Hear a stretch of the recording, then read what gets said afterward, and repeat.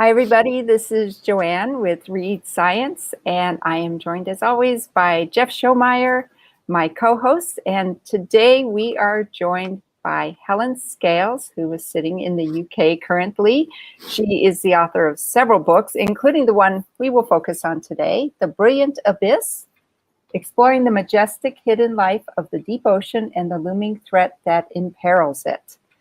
And I have read past books of Helen's and loved them. So I was so excited that she had a new book and we had the opportunity to speak with her today. Well, okay, so I want to ask you, you had a question, or you had a comment that there are more astronomers than astronauts. There are more deep sea biologists than the ones who go on Argonauts, right? Like who go under the ocean. So, so as a marine biologist, though, what do you need to be a marine biologist? It seems it can run the whole gamut. You could stay and look at collections of things, people, or you can dive yourself, or you can really dive in a submersible. So this field seems really big. And since you're our first marine biologist, I thought I would take this opportunity to ask about the field. And there may be people here interested or who have young people in their life interested. So. Oh, I mean, it's a hugely wide field, I guess. And it's, I mean, we could talk about marine science as an even bigger field of that and pick out whether you're most interested in the life stuff, which is the biology or the chemistry or the physics, or you want to wrap it all up together. And there's all these intersectional kind of, biochemical oceanographers and people who really think across those boundaries. Because I mean, I think to really understand the oceans and to understand how they work, we need people specializing, and we need that kind of crossover between all these different areas. It's all so tied together, the physics, the chemistry, the biology.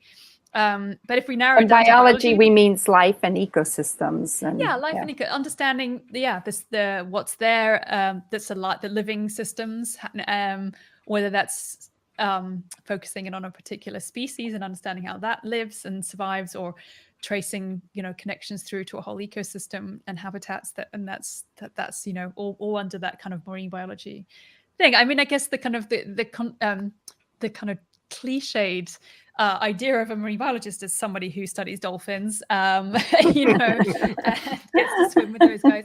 And there's plenty of marine biologists who don't scuba dive, who don't get wet, if you like. I mean, there's plenty of dry marine biology to be done. Partly, as I'm showing in the book with deep sea biology, there's so much that can be done now with these remote tools, the technologies we have to study these places where it's very difficult and very dangerous and expensive to put human beings. Therefore, we've got these incredible ways of studying these distant shores and distant realms of the oceans. So really, it's whatever you want to do. I mean, I would say, in terms of what it's like being a deep sea biologist out working in the oceans, out at sea, that in itself, even if you're not on an expedition. We call them cruises, actually. So there's one thing. I don't remember if that's in the book or not. I forget if my editor was like, you mentioned that. You had a end note like that. You could rent. You could rent. So these research cruises, you're spending days, at the least, probably weeks, if not months, at sea, basically on a mobile research platform. So a ship is where scientists just go and live and do their science 24/7, and that's an extraordinary thing to be able to do. I mean, not a lot of some scientists will go into the field and they'll immerse themselves, but you really are, you're a team working together for that time on this mobile thing. You're stuck in the middle of the ocean, together, working towards understanding this whatever particular part of the deep is that you're interested in, that you're looking at. And it's an extraordinary thing. I mean, the camaraderie is amazing. The idea of discovery and exploration is extraordinary. That is a wonderful part of this type of work, is getting to do those sorts of expeditions. They're very expensive. I mean, that's the other thing that's a difficult thing about deep sea biology. It's not cheap to get these ships and run them. I mean, you can just imagine the costs of the equipment and of the crew and everyone that needs to be involved in that. So that's one side of it. But then we have other technologies like satellite-based technologies, incredible stuff we're learning about the oceans and how they work from space. So there's if there are people out there who are fascinated with big scale processes and are really good at computers, I'm going to say in a very general way, then there's amazingly powerful ways of understanding more about the planet and how it's changing, and the oceans and how they're changing from space and from remotely collected data sets and so on. So, I think marine biology can be anything from someone who's, focusing down on one group of animals and wants to know everything about that thing and those things.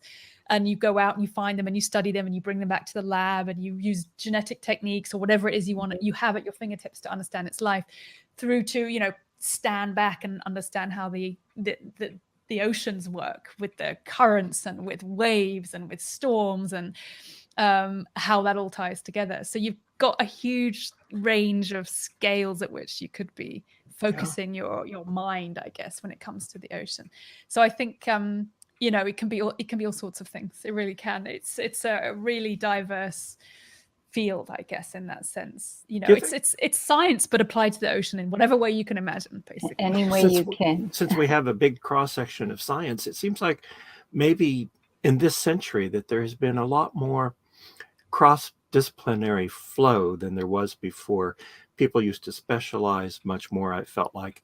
And now you're talking about this. We talked about archaeology from space earlier. Oh, yes. And it's like, I recognize from, my trajectory in physics and then computers and analyses and statistics, these things have ways to flow out into marine biology and mapping. And then there's the remote sensing, and that can be the space people, that can be the oceanography, it can be physical things. And there's a lot of blending going on that's exciting. And maybe it's just an evolutionary thing. If this is where that all of the interesting things to look at and discoveries to be made at the moment seem to be at these boundaries that have become kind of soft. And so a lot of the physicists, it never would have happened before, but a lot of the physicists I know now are something hyphen physicists. Right. Yeah. Health physicists, radiation physicists, marine physicists, whatever. And that's cool. And as you talk, I'm thinking, it's like, I have these tools that could be involved. And I think, no doubt a lot of other people in different disciplines listen to that or read the book and say, right? There are tools that can be brought to bear on these questions. And how much do you think it's also like a mindset that comes with someone who's studying a living system, or someone who's studying the physics of it or the chemistry of it? And my earlier question of predispositions, of blindness, of saying we must think outside the box, but that box is a lot bigger than the one we see, and or it's a lot smaller or something. That's a bad metaphor. If we can't think of it, we don't think of it. Until there's a reason to look. Motivation to look. What I find exciting, Helen, is, so you don't need to get the big grant to go on an expedition. You get to say, I'm writing a book. Can I join you on your expedition? And how easy is that to do, to just reach out to someone and do you get turned down more than you get? Actually, it's I'm in a very lucky position. I'm in a fortunate position that I've come across a lot of very generous and wonderful scientists who take communication very seriously. So they, it's not a small deal by any means to allocate a bunk in a ship to a journalist or to a writer. I mean, I kind of have the benefit of being able to actually do some of the science too, because a lot of the time there'll be a mixed team of people on a ship. So, for example, the cruise I went on when I was researching the book to the Gulf of Mexico, it was a very young team. There were people on the ship who hadn't been to sea before. So for them, it was a learning experience. So, I mean, and that's what I find really wonderful as well about this kind of, and I find that across the board in so many different expeditions I've been involved in and people I've spoken to, is there's often a real mix from the profs all the way down to undergraduates even, who are taken out. And it's all part of that process of becoming a deep sea scientist, is getting out there on ships and getting that experience and learning from others at sea. So everyone is learning. So I was there too. I mean, I'm a trained marine biologist, and maybe most of my experiences in other places, which when I've done my own research, it's usually in shallower seas. But my experience is deepening, and that's valuable on the ship as well. So I could kind of chip in, and a lot of the time, anyone could do it. It's not, well, it's like, go pick out the creatures from that pot of stuff we've just Sure. and go help them put that thing in. And it's stuff that we can all get involved in if you're want to put yourself on a ship. So I found them very welcoming, incredibly welcoming, and I think it's just an indication of how, I guess it kind of ties back as well, Jeff, to these ideas we spoke of originally, which is the hidden nature of the deep ocean, the secluded nature of what all of this is. And I find deep sea scientists incredibly aware of the role they have in showing others what's there. And so therefore the power of communication, whether it's films, whether it's books, radio, whatever it might be, just talking to people. I mean, they do these fantastic live link ups to the deep. There's one I think going on this week. I think it's still happening. The Schmidt Ocean Institute's got one going out. NOAA have the Okeanos Explorer. I'm forgetting one more. It's in the back of the book. I must mention that one too. But basically, you can link up live on YouTube and see what they're doing. Yeah, I love it. It comes across my Twitter feed on occasion, and I'm like, what? And they're like, Ocean look Exploration at Trust. Nautilus is the other one. Aren't they great? I mean, I find them really just. I don't get anything done those days. I'm trying to. And then you hear people going, "Oh, that's so cute." Yeah, because it's narrated. What the heck is that? We've never seen that before. Wait a minute. Right. Yes.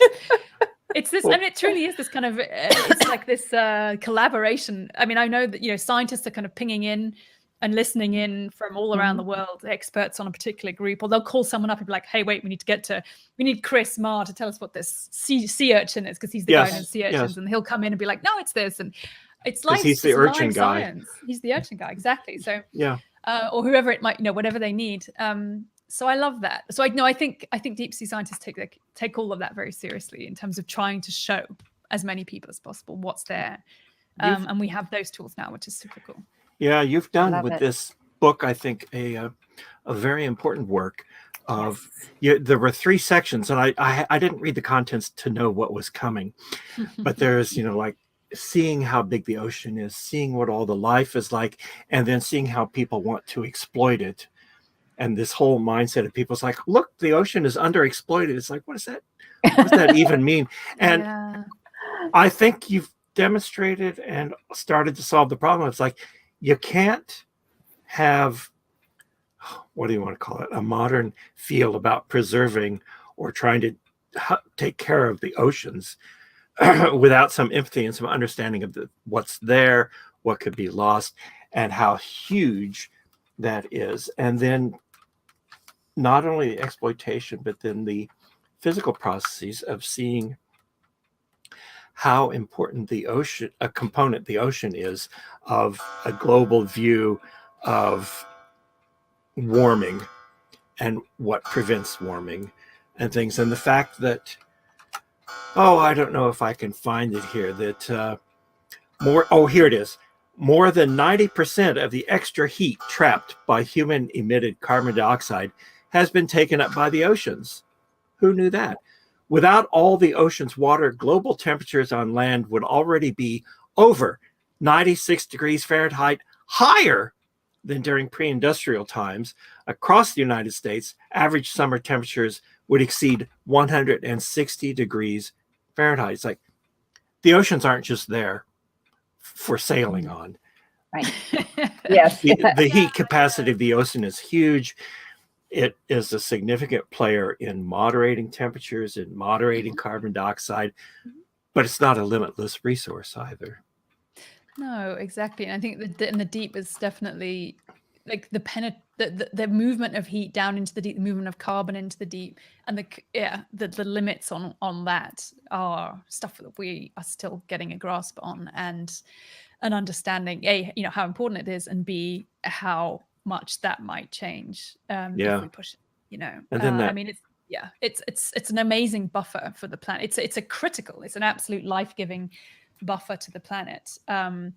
Anyway, even there if are there weren't amazing humans things like that. And then the whole discussion you had of orange roughy or slimehead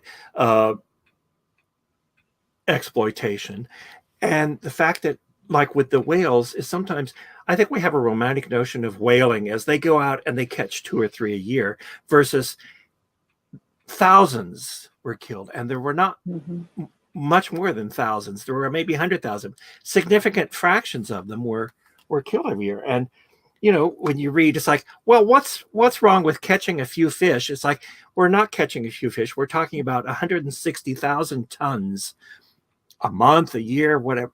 Just simply enormous amounts that reduce populations by extraordinary amounts. And I mean, I think that's the lesson, sort of the two lessons I think in the book, one being that, you know, from the whalings, the impact that whaling could have had with fairly basic technologies was extraordinary. Right. I mean, it got wrapped up in the what people perhaps don't quite appreciate so much is that, sure, there was those sort of, you know, the Moby Dick era of whaling, and that was the romantic side of it, you know, back then, and even that was causing huge impacts on populations. And then there was like a 21st century whaling spree, which was even worse when things got mechanized, and you know, more than twice the number of sperm whales were caught than are alive today. Something like, I think it's something like 750,000 were killed, and we think about 360,000 are left.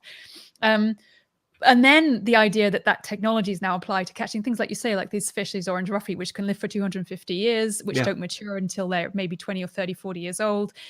And they live on these underwater seamounts, which are underwater mountains, volcanoes, some of them active, some of them dormant, these huge physical features which are pretty easy to find, and the fish very, you know, helpfully congregate around these features to spawn, so they're easy to catch. You've got the technologies to find those mountains, you've got the gear to be able to fish at 1,000 meters, 3,000 feet, 4,000 feet down, and one trawl net can bring up tens of tons, hundreds of tons. I'm going to just check the number actually on that, because that's one of the things that I keep forgetting exactly how many. And while you looked that up, and they had a promotional campaign essentially to get people to want to eat these fish. Yes. Hey, we're catching these fish. We should sell them. Oh, people aren't eating them. Let's tell them they should eat them. Well, it was an underexploited market. Right. The idea of underexploitation, is 50 tons. So in one single trawl net, you could get 50 tons of these fish, which is just crazy. And then, you know, and the numbers kind of, you know, they stay high and then they suddenly collapse. And then you realize, we've taken all the fish. And by the way, we're also destroying all these 1,000-year-old corals in the process too that live on these seamounts. And once they've gone, then it gets a bit easier to fish and so on. But I mean, it wraps this idea of underexploitation. It's this idea that the oceans are there for us, you know, to use, as if that was why they exist and why the life in the ocean exists. It's my shortest note from your book was around page 180. I wrote, "The perils of extractivism."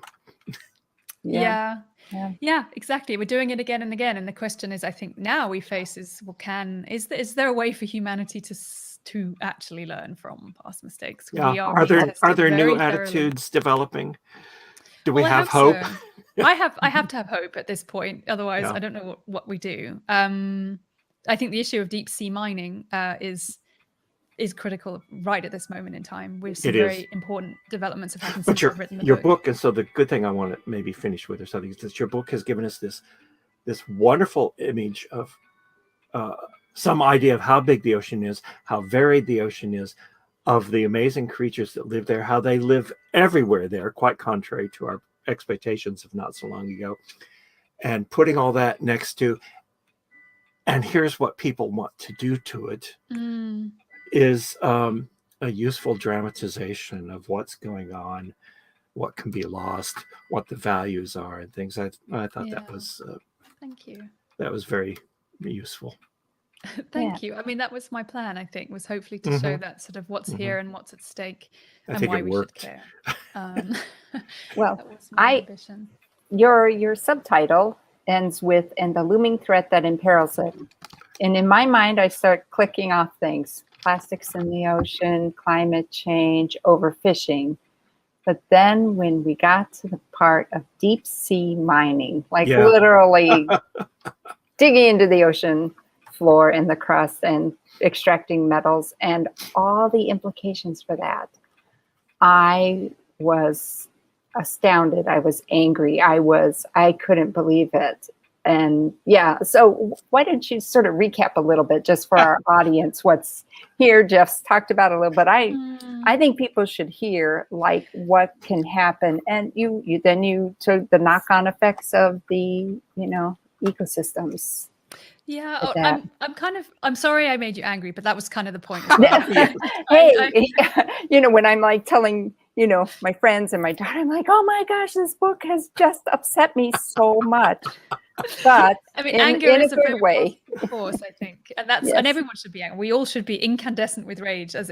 I am glowing with rage, and I have been for years. So I think I've managed to kind of know how to sort of or trying to channel it. I guess it's what this book is. It's the effort of me channeling that anger that this could be happening. Okay, so I mean, so we're in a big second wave now of interest in deep sea mining. This began in the 60s and 70s, just up to the early 80s, when people originally thought, hey, there are these rocks at the bottom of the ocean that are just rocks, and they're full of metals, and we could make some money out of that, and we could use those. And we're going to run out of metals on land, aren't we? There's a finite resource on land. We could find this alternative, and it's true. There is a lot of metal, not as much as people originally thought, but there is a lot of metal in the deep ocean. But for various reasons, that first wave of interest faded away and stopped. But now we're in the second wave now, and the big story we're being told by the companies who want to make an enormous amount of money. They think, well, if in various ways they're going to make a lot of money out of this. Because we now need metals for electric car batteries and for solar panels and for wind turbines and for things that are going to get us out of this climate crisis that we're currently living through. So, and it was a big reason why I wanted to write the book, actually, because I kept hearing this narrative of this is how we're going to have green global economies, is using deep sea metals, and that's our best choice. They are going to have less impact than mining on land is. We desperately need all of these metals in order to make this stuff. And I just thought, well, is that true? And what's really behind those figures? And and to get to grips with that, I figured I'd need to spend some time, and a book would be a good way to spend that time looking into this issue. So so I did that, and I was looking and speaking to people about like predicting where metals are going to come from in the future and what's going to be needed, and all those kinds of things are really complicated. Turns out it's no simple matter to say we are going to need X, Y, Z elements and amounts of it in 10, 15, 20, 50 years time, and it's going to come from these sources in these places. That simply is, that's what anyone who knows anything about mining will tell you. There's no way we can be sure what that's going to be. Then you talk to the technologists, people who are looking at how to build electric car batteries, who are looking at how to do the next generations of these technologies, which sure, we are going to need to get ourselves off of fossil fuels. We are going to need metals. We're going to need these technologies to produce energy, to store it, to move ourselves around the planet. But is it going to be the ways we have now? And that's what shocked me, is that a lot of these arguments in favor of deep sea mining are based on technologies that could quite quickly become out of date, actually. Cobalt is one example. It's a really important metal at the moment, cobalt, in this whole debate, because it's one that could come from the deep ocean, from these rocky nodules. But most of it currently comes from really horrible mines in the Democratic Republic of Congo. No doubt. Those are dreadful for human beings, dreadful for the environment. That needs to be cleaned up. They need to be figured out. One thing is, even if we do go to the deep ocean, it doesn't do anything, it's not a zero-sum game. We're going to have both. Those mines in Congo are going to keep going. But equally, there are, and it is currently an element used in electric car batteries, but people are working on cobalt-free batteries. Tesla are already doing that. It isn't that long until the technologies can and should be able to advance to say, well, what minerals do we need? What metals can we get hold of? How, by the way, are we going to recycle all of this and reuse all of this stuff and be really smart about the way we transition to a green economy? We're very smart. Human beings can be incredibly inventive and clever about the way we do things. So oftentimes we can't, but I do really think that if we get the right people pushing in the right directions, we will be able to make those transitions without saying that we need the deep ocean. And then, aside from the demand part of the question, is the whole ecological impact of it. And the big, and I'm going to say the big lies that are being spread, and they are lies, and they are openly being made at the moment, as we're increasingly discovering by these big mining companies. Yeah. They are lying about the fact that you can compare the impacts of deep sea mining to land-based mining. We cannot. No. We simply do not have the understanding yet of deep sea ecosystems. We have already got a good guess it's going to be awful by the fact that we're extracting basically the basis of habitats. There's not only these rocks in abyssal plains, we're looking at exploiting hydrothermal vents, these extraordinary ecosystems we've been talking about. They are also a target for mining. Even if they'll tell you that they'll mine ones that have become inactive, that's still a big question. Even if you could find them, is it really the case that they've completely gone out, if you like? And these underwater mountains, these seamounts are also covered in metal-rich crusts, and they're also a target for mining. So we've got these three places in the ocean that are hugely important for biodiversity, incredibly important, although we're still finding out important for processes in the health of the ocean more widely. And the impacts of mining aren't just going to be where that mine is operating. These are going to be causing a huge amounts of light pollution, huge amounts of noise pollution, and sedimentation too. These great big plumes of muddy sediments are going to be thrown up into the water column. There's tailings that will go back into the ocean after the mining ores have been processed on a ship. There's all these different aspects to the impacts of mining, which we are only just starting to get a handle on. So, to make it a simplistic statement, it's going to be better than land-based mining. We just can't say that. It's not true. I was one thing you made a point about was the tailings and all this, the byproduct will get into, if there's some toxic metals, chemicals, will get into the fish we consume. The things we consume. A huge portion of, take tuna, for example. A lot of the tuna is coming from the Pacific, where there's big plans to go mining. And they not only they dive down into the twilight zone to feed. These animals are going to be going right into these places where mining tailings are going to potentially be dumped. And it could easily, we're just, again, trying to understand how these ecosystems are going to get contaminated. But these ores are going to have toxic metals, which are going to get ground up. Some of that's going to probably end up getting back. I mean, we just don't know how that whole process is going to work. But it could well be tuna, whale sharks, whales, seabirds are going to be, that their ecosystems are going to be contaminated. Their food webs are going to be contaminated by this process, which is, even if you look, the footprint of a mine is going to be enormous, hundreds of thousands of square kilometers. And that's just the start of it. So it is crazy. But happily. So it's not just an expose. And so I still enjoyed overall the book, because the horror of the exploitation chapters was heightened, as it should be, just by how much we learned from the first two sections about what an exciting and big and, I don't know, teeming place the ocean is, and how much is going on. And then, I mean, it's like, how can you compare these things? You can't. But it helps to know how much you can lose before you talk about what could be lost. So I didn't feel like it was a sad story. I loved I enjoyed the the first part so much, and it certainly informed. It made for a better appreciation of the discussion of some of these industrial exploitive problems. Right. Well, and I had hope, because there was that prescience of the law of the seas, the UN. That was very. Yes. I was like, oh, thank goodness somebody was on. And right now, I mean, it's a critical time for all of these issues. I don't think I could have possibly anticipated that my book was going to come out at a time when some really big, important decisions are being made since I finished writing it. So I'm hoping, and I'm writing more about this in the wider press. A lot of people are talking about the ever more important need for a moratorium. I mean, as you've seen in the book, I make a strong case for no exploitation in the deep, and I stand by that, absolutely. But I mean, the good first step is going to be no deep sea mining for 10 years, if we could do that. And there's ever more reason for that to be, for that to happen. Whether it will, we'll see. I think it's a huge test of that system, of this law of the sea, and the fact that there are parts of that which say we have to protect the deep ocean. We have to protect the oceans as a whole. They matter. They really do. And that's not just words. That's, that is law. So it's going to be, there are some fantastic marine ocean lawyers who are working really hard on this. There's all sorts of wonderful people. That's what gives me hope, actually, is that there are incredible scientists, lawyers, economists, people working on this issue. It's not just me saying these things by any means.